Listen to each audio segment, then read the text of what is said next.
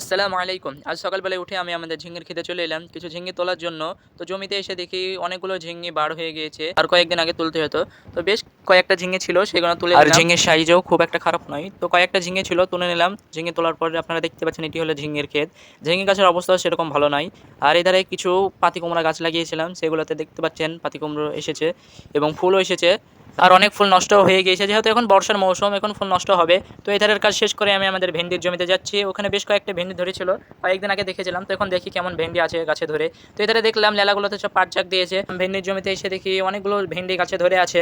তো আজকে ভেন্ডি নেবো না, যেহেতু আজকে ঝিঙে নিলাম। আর এখানে আমি বেশ কয়েকদিন আগে সূর্যমুখী ফুলের বীজ লাগিয়েছিলাম। তো বীজগুলো দেখতে পাচ্ছেন খুব সুন্দরভাবে অঙ্কুরিত হয়েছে। তো এই জমির কাজ শেষ করে আমি আমাদের ঘাসের জমিতে যাচ্ছি। এই ঘাসের জমিগুলোতে আমি মূলত নেপিয়ার ঘাস লাগিয়েছিলাম। তো ঘাসগুলো কাটা হয়নি, বড় বড় হয়ে গিয়েছে। তো ঘাসগুলো কেটে নেবো। তো এই ধারে যাওয়ার পথে দেখলাম এই লেলাগুলোতে সব পাট জাগ দিয়ে পানি কালো হয়ে গিয়েছে। তো ঘাসের জমিতে এসে দেখি এই পেয়ারা গাছটিতে দুটি পেয়ারা ধরে আছে। তো পেয়ারা যদি পারবো তা গাছেও চড়া হবে না, যেহেতু গাছটি এখনো বড় হয়নি এবং ডালগুলো সব সরু হয়ে আছে। তো হাতে করে ডালটি নামিয়ে পেয়ারা দুটি পেরে নিলাম। পেয়ারা দুটি পারার পরে দেখলাম বেশ ভালোই আছে পেয়ারা দুটি। তো বাড়ি এনে পেয়ারা দুটি খেতে পারিনি, ভিতর নষ্ট হয়ে গিয়েছিল। আর আমি আমাদের এই ঘাসের জমিতে কিছু গাছ লাগিয়েছিলাম, কিছু আমের গাছ এবং কিছু কুল গাছ লাগিয়েছিলাম। দেখতে পাচ্ছেন এটি হলো নারকেলি কুল এবং এখানে একটি জামের গাছও লাগিয়েছি, হাইব্রিড জাতের জাম। আর ওধারে কিছু আমি আমের গাছও লাগিয়েছি, ব্যানানা ম্যাঙ্গো আছে এবং মিয়াজাকি আমের গাছও আছে।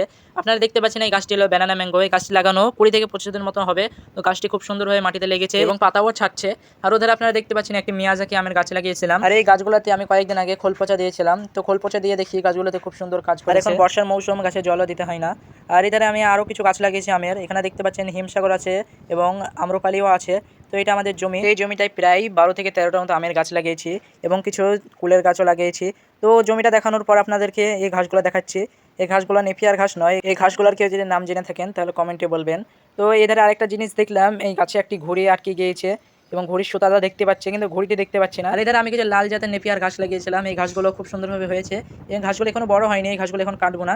এই ঘাসগুলো আরও ঝাড় করবে তখন কাটবো। তো এধারে এই ঘাসগুলো কেটে নিলাম। এই ঘাসগুলোর নাম আমি বলতে পারছি না। এই ঘাসগুলোর বীজ লাগিয়েছিলাম, বীজ থেকেই হয়েছে ঘাসগুলো। তো এই ঘাসগুলো 3 থেকে 4 বার মতো কাটা হলো। এই ঘাসগুলো কাটার পর খুব তাড়াতাড়ি মুখিয়ে হয় এবং ঘাসগুলো ছাগল গরুতে খায়ও ভালো। আর এই ঘাসের গোড়াগুলো কঞ্চির মতো শক্ত। এই ঘাসের গোড়াগুলো খায় না ছাগল গরুতে। পাতাগুলো কেটে নিই, পাতাগুলো খুব সুন্দর খায়। গোড়াগুলো আপনারা দেখতে পাচ্ছেন, এই গোড়াগুলো থেকে আবার ঘাস মুখিয়ে হবে। তো ঘাসগুলো কাটা শেষ করে বাড়ির দিকে রওনা দিলাম। তো আপনারা সবাই ভালো থাকবেন। এখান থেকে আমি আমার ভিডিওটা শেষ করছি। আসসালামু আলাইকুম।